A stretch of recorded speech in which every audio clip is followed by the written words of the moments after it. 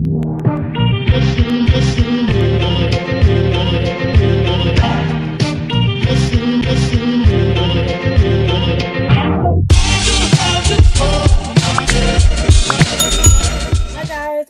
back to my channel. My name is Frankie, and if you're new here, I provide content on education, careers, self-development, all the things that I think are important for us when we're going on our career journeys or looking at what we are passionate about.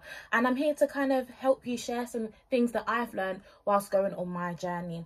And if you have not, please comment, like and subscribe. And also please make sure you subscribe, because honestly it helps me out to understand if you're really enjoying the content, you're enjoying my channel. And also comment below, because I've seen some amazing comments being left about how people have found how useful these videos are, and even people being able to ask questions and just communicating in the comment section. I like to see this as a little community where we actually help each other to be the best version of ourselves, and we help each other by sharing our tips or our experiences about some of the things that we've gone through whilst on our career journeys. And you never know, that comment could help someone out.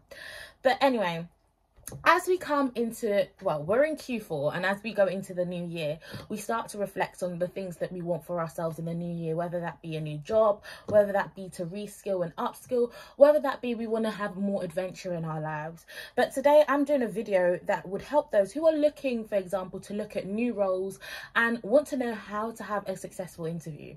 So I am sharing my experiences of what I've learned to have a successful interview, and I hope that this helps you guys as well. So number one, I think it's important to understand, why do you want to work for the company and why this particular sector or area. I think in an interview, they like to understand what makes you want to work for them. Why do you want to be employed by them? What do you think about the company in general, and why does this resonate with you? And I'd say the first thing that I would do if I was going to apply for a job is I'd look at the projects that they're working on. Is there something that really piques my interest in some of the work that they're carrying out? Whether it's that I think this area is quite interesting, maybe it might be an up and coming topic or an area, or is it because of some of the challenges that you find interesting and you have a few ideas about how you can navigate that? And when you're looking at sector-wide issues, how does this impact on the organization or the company?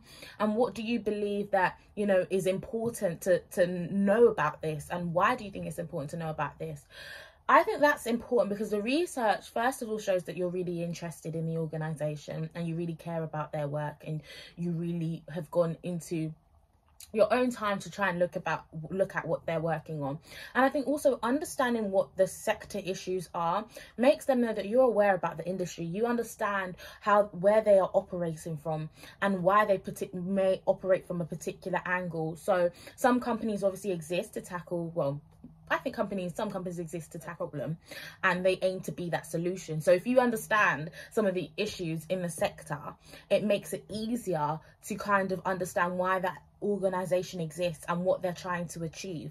So I think understanding that is important, and it's quite good to highlight that in your interview.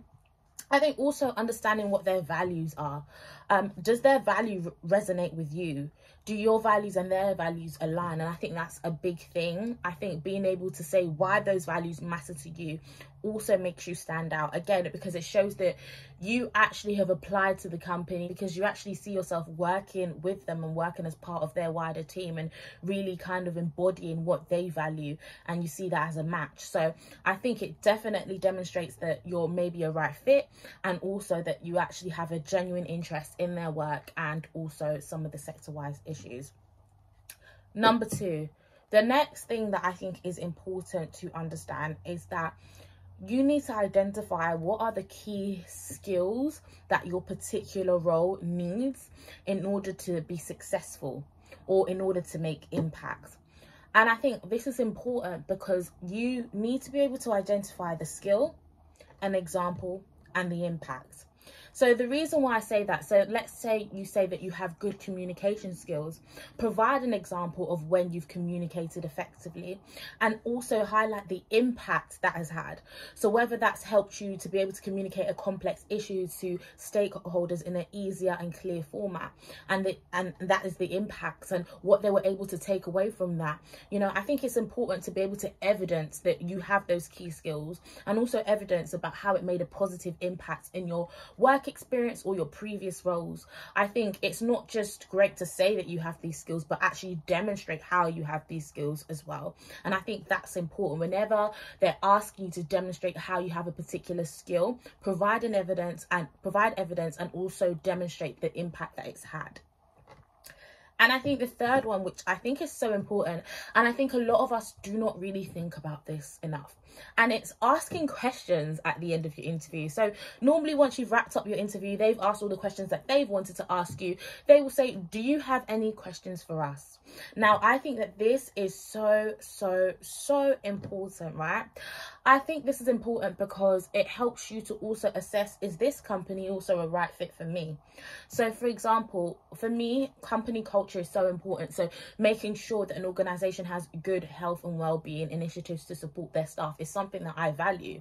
Yours could be something else. It could be flexible working. So being able to ask those questions to understand what it is that this company provides to support their employees, or it could be something to do with your role. I think number one, it helps you to understand, is this company for me? Before you even accept the offer, is this company for me? Would it be a right fit for me? Number two, it also helps them to think, wow, this person's actually thinking about what we do, and it helps us to think as well. And some of the questions could actually provoke them. Is this an area maybe we need to work on? You know, it helps to kind of show that, you know, you thought about this role, you thought about some of the things you want to also get out of it. And I think it's also shows that a level of confidence, the fact that you're able to ask them a question back and being able to engage in that conversation with them. And I think it does also make you stand out. I noticed previously, sometimes you just, when they say, have you got any questions? You're like, no. But no, like, ask questions. Get your opportunity to kind of find out more, especially if you're someone who may, for example, want flexible working and it's not maybe that clear, or someone who wants to know about the broader culture of the organization. And I think to end on this video, I'm going to talk about weaknesses, and I should have probably included that as part of point 2. But I think that when you're looking at your weaknesses, so some questions may be like, what would you say your weaknesses are? I think it's important to be honest about your weaknesses, but also see how they can be seen as a positive. It not only shows that you've identified your weakness, but what you're actually doing to improve upon that weakness. And I think, again, it shows that you are a proactive person, which is what is a good quality to have. So I thought I would just end on that, and I hope that you've enjoyed this video. Please like, comment, subscribe, and share. And I hope to see you in my next one, guys. Bye.